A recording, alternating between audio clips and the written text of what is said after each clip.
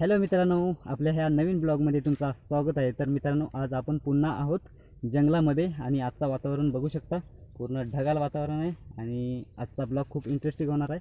तर मित्रांनो, आजच्या ब्लॉगमध्ये बनून राहा आणि आवडलं तर लाईक शेअर सबस्क्राईब करायला विसरू नका। तर चला मित्रांनो, आजच्या ब्लॉगला सुरुवात करूया। हे बघू शकता मित्रांनो, लाल मुंग्या आहेत आणि हे लाल मुंग्यांचा घरटा आहे।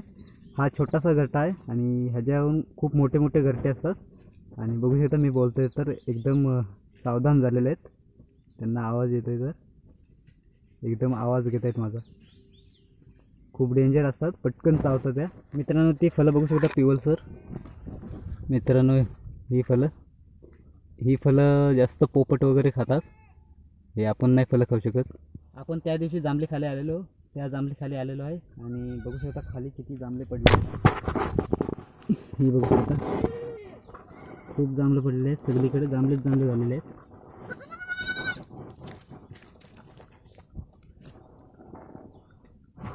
आणि ही आमची बारकी बकरी जांभळं उचलून खाते, बघू शकता।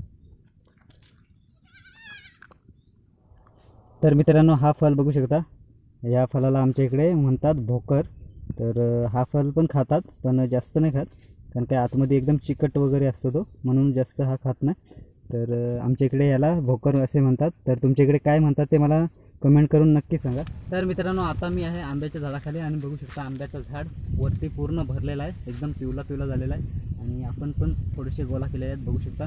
तर हे बघा एकदम पिवले पिवले आंबे।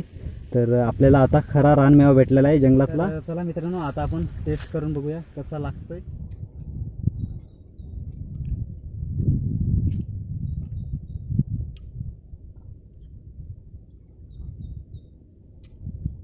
मस्त लागते मित्रांनो, एकदम गोड आहे।